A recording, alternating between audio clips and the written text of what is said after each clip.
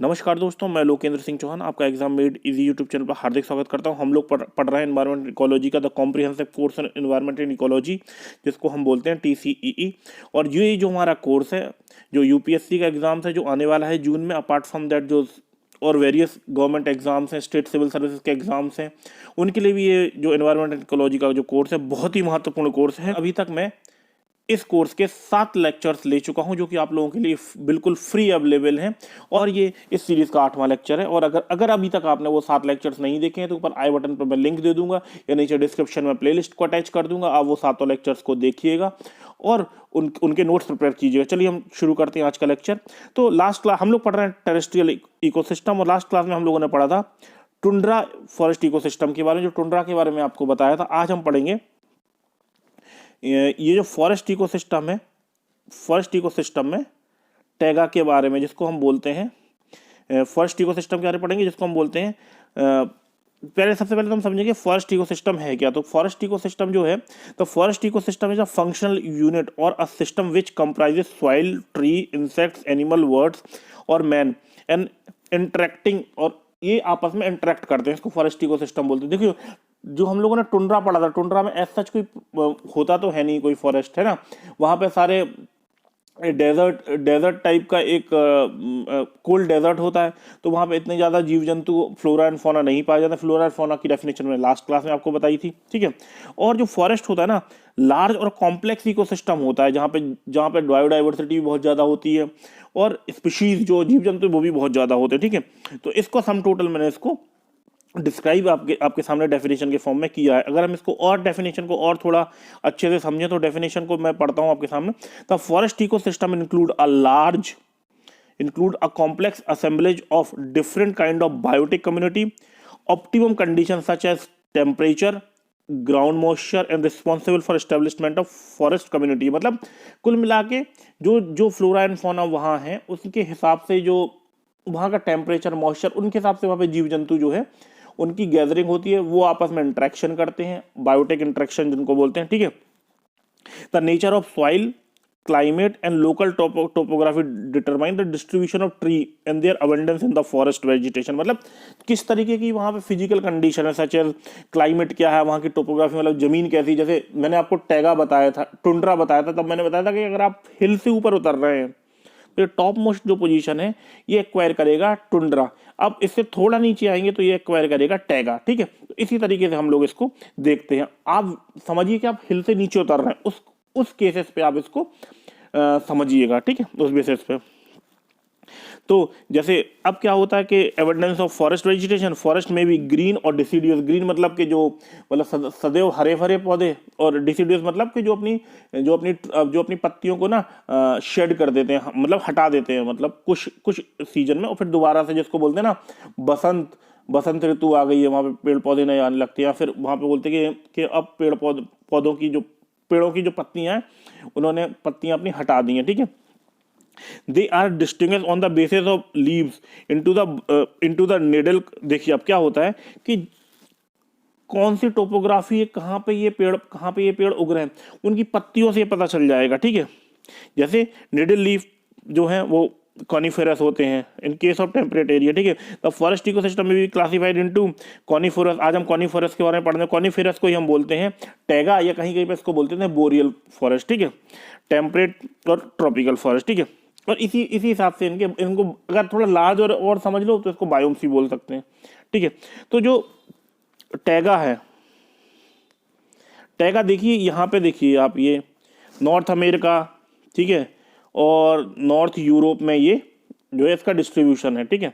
देखिए अभी आप समझिए, ये जो है ना नॉर्दर्न कॉनिफेरस फॉरेस्ट, देखिए लास्ट क्लास में भी मैंने आपको बताया था, तब मैंने आपको टुंड्रा के बारे में बताया था। देखिए अब हम आज समझेंगे टैगा के बारे में। तो देखिए टैगा कहाँ कहाँ पे है। टैगा देखिए ये है, टुंड्रा के जस्ट नीचे टैगा है। देखिए ये यहाँ पे हो गया पार्ट ऑफ नॉर्थ अमेरिका, फिर यहाँ पे नॉर्थन यूरोप में, फिर ये रशिया में पूरा आप समझ लीजिए, ठीक है, साइबेरिया वगैरह में आप ये समझ लीजिए, ठीक है। तो इस तरीके से ये है जो है डिस्ट्रीब्यूशन है आपका टैगा फॉरेस्ट के बारे में, ठीक है। अब टैगा फॉरेस्ट मतलब कॉनिफेरस फॉरेस्ट, मतलब बोरियल फॉरेस्ट भी इसको बोल सकते हैं, इसको टैगा भी लिख सकते हैं, ठीक है। मेनली हमको इनका क्या डिस्ट्रीब्यूशन देखना था, डिस्ट्रीब्यूशन आपने समझ लिया, ठीक है।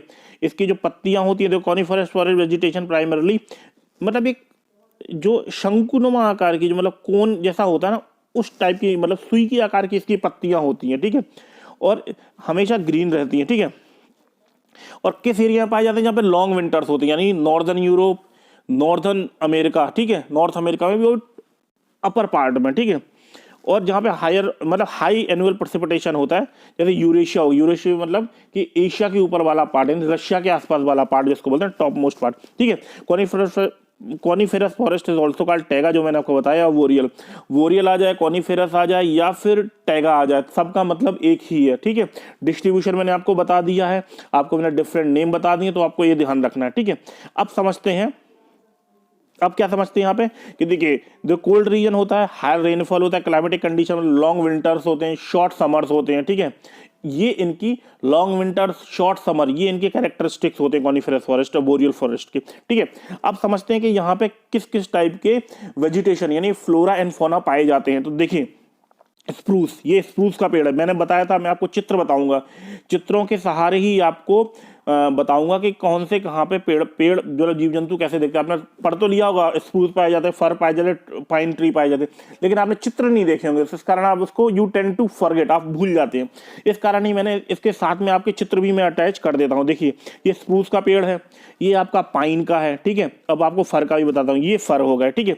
तो इस टाइप के यहाँ पे क्या पाए जाते हैं, पेड़ पेड़ पाए जाते हैं, ठीक है। अब हम अगर एनिमल की बात करते हैं, तो एनिमल में देखिए, ये हो गया आपका लेनेक्स, ठीक है, ये देखिए लाइनेक्स हो गया, ये आपका हो गया, ये आपका हो गया वॉल्फ, ठीक है, ये आपका हो गया बियर, ठीक है। और ये जो है, ये आपको मैं बता देता हूँ, आपने सुना नहीं होगा इसका नाम, ये होता है रेड फॉक्स। अगर आपसे पूछ लिया जाए कि रेड फॉक्स कहाँ पाया जाता है, तो रेड फॉक्स, अब ये क्वेश्चन ऐसे ही क्वेश्चन आते हैं, ठीक है।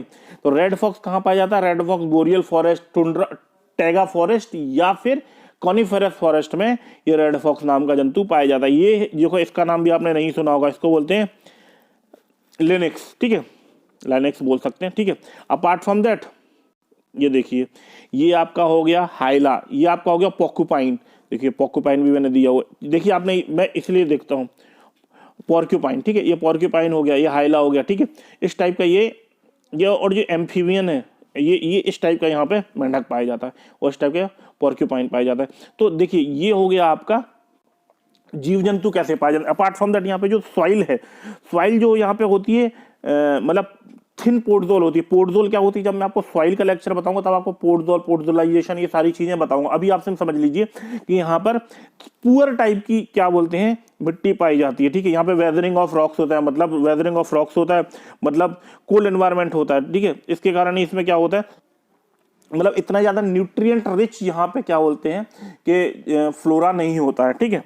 अपार्ट फ्रॉम दैट, एसिडिक होता है और मिनरल डेफिशिएंट होता है, ठीक है। अब ये लाइन वो क्या बोलते हैं, आपको लिख देंगे और फिर बोल देंगे कि मार्क दिस अबाउट राइट और रॉन्ग, मतलब पूछ लेंगे कि इनमें से कौन कौन सा गलत है कॉनिफेरस प्रोजेक्ट फॉरेस्ट के बारे में। उसने ये लाइन दे दिया कि भाई the soil of the coniferous और टैगा फॉरेस्ट और बोरियल फॉरेस्ट की जो सॉइल है वो एसिडिक होती है, मिनरल डेफिशिएंट होती है, ये सही है या गलत है। अगर आपने ये लाइन नहीं पढ़ी हुई तो you tend to mark this statement wrong, ठीक है, जैसा भी इस तरीके से भी दिया होगा, ठीक है।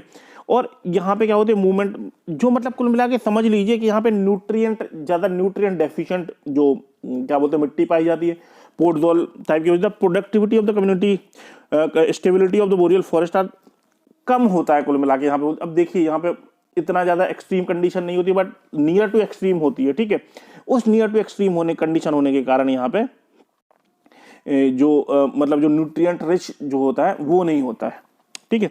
और बस यही सारी चीजें जो थी इस फॉरेस्ट के बारे में। तो आई होप कि आपको ये चीज समझ में आई होगी। तो अभी हम लोगों ने क्या क्या पढ़ लिया, और इसको आप एक बार रीड भी कर लीजिएगा, ठीक है। आई एम ट्राइंग हार्ड कि मैं लेक्चर्स को छोटा रखूं, और जो राइटअप है उसको मैं आप दे दूं, तो आप इसके नोट्स बना लीजिए। और सम ऑफ यू वांटेड कि मैं उनको हिंदी में भी नोट्स प्रोवाइड करूं, तो मुझे कुछ टाइम दीजिए, मैं हिंदी में भी आपको नोट्स प्रोवाइड करते जाऊंगा। लेकिन अब मैं जो बोल रहा हूं ना, उसको आप समझते जाइए। वो तो मैं हिंदी में भी बोल रहा हूं, अब जैसे कैल्शियम को तो हिंदी में भी कैल्शियम बोलेंगे, ठीक है, या पोटेशियम को पोटेशियम ही बोलेंगे। तो इतना तो आपको समझना पड़ेगा, क्योंकि अगर आप यूपीएससी देंगे तो एक आपका जो क्या बोलते हैं, जो पेपर होता है वो इंग्लिश का ही होता है। तो इतनी इतनी इंग्लिश तो मुझे लगता है, एक आप प्रशासक बनने जा रहे हैं तो आपको इतनी इंग्लिश तो आनी चाहिए दोस्तों। तो आप कोशिश कीजिए इसको समझने के लिए। और मैं एमसीक्यूज भी धीरे धीरे, जब आपके थोड़े से कुछ इसमें कुछ आपके चैप्टर्स और हो जाए, तो मैं एमसीक्यू सीरीज भी साथ साथ में रिवीजन के लिए लेके आऊंगा आपका, ठीक है। तो ये मैंने लास्ट क्लास में भी आपको बोला था। तो एमसीक्यूज भी लेके आऊंगा और हिंदी में भी इसके नोट्स आपको प्रिपेयर कराऊंगा, लेकिन थोड़ा सा मुझे टाइम दीजिए, ठीक है। और क्योंकि सिंगल हैंडेडली मेरे को ये काम करना पड़ता है और इसमें थोड़ा टाइम टेकिंग प्रोसेस है, क्योंकि मुझे चीज़ें आपके लिए सिलेक्ट करनी पड़ती हैं। मतलब मैं आपके लिए इतना ज़्यादा टेक्निकल भी नहीं जा सकता हूँ, इतना हार्ड एंड फास्ट भी चीज़ें नहीं बता सकता हूँ मैं, क्योंकि मैं कंसीडर करके चल रहा हूँ कि बच्चे जीरो लेवल से पढ़ना स्टार्ट कर रहे हैं। तो अगर आप जो ये एनवायरमेंट की क्लासेस अगर आपको जीरो लेवल से भी पढ़ रहे हैं ना, तो आपको कोई परेशानी नहीं होगी। बस आप इसको पढ़ते चलिए और धीरे धीरे धीरे धीरे हम इसका लेवल जो है इंक्रीज करते चलेंगे। जैसे ही जब मैं डायनामिक पोर्शन पढ़ाऊंगा, मतलब करंट अफेयर्स पढ़ाऊंगा ना, तब आपको इन क्लासेस की उपयोगिता समझ में आएगी। मैं आशा करता हूं कि आपको ये लेक्चर्स समझ में आ रहे होंगे अभी तक जितने मैंने लेक्चर्स लिए हैं। और प्लीज मेरा आपसे विनम्र अनुरोध है कि आप ये सारे लेक्चर्स को ना पूरा देखा करिएगा, क्योंकि पढ़ाई ऐसी नहीं होती कि आपने 1 मिनट अभी देख लिया, फिर आधा लेक्चर छोड़ के आप भाग गए, फिर आपने फिर देख लिया। एक 10 से 15 मिनट का लेक्चर है, आप उसको देख लिया करिए, उससे नोट्स बना लिया करिए। जहां दिक्कत आए आप मुझसे पूछ लिया करिए, तो उसमें कोई समस्या नहीं है, ठीक है। तो अपना टुंड्रा हो गया है, ठीक है, और टैगा हो गया। अब आगे अपन लोग पढ़ेंगे, ट्रॉपिकल पढ़ेंगे, ट्रॉपिकल डिसीड्यूस पढ़ेंगे, इक्वेटोरियल पढ़ेंगे, ये सारी चीजें धीरे धीरे पढ़ते चलेंगे और फिर इंडियन प्रॉस्पेक्टस से भी पढ़ेंगे। तो आई होप कि आपको ये लेक्चर समझ में आ रहे होंगे। और दोस्तों अगर समझ में आ रहे हैं तो ये इन लेक्चर्स को लाइक कीजिए, वीडियो को शेयर कीजिए और चैनल को ज्यादा से ज्यादा मात्रा में सब्सक्राइब कीजिए, क्योंकि एग्जाम मेड इजी आपके लिए बहुत मेहनत कर रहा है। और मैं आपसे आशा करता हूं और सारी फैकल्टी जो है वो कोशिश कर रही है कि आप लोगों का सिलेक्शन 2021 जो है आप लोगों के लिए बहुत महत्वपूर्ण साल हो और आप लोग अपनी अपनी जगह पे अच्छे तरीके से सिलेक्ट हो जाए, जो भी आप लोग चाह रहे हैं। तो दोस्तों आप इसी तरीके से एग्जाम में से जुड़े रहिए और वीडियोस देखते रहिए। Thank you.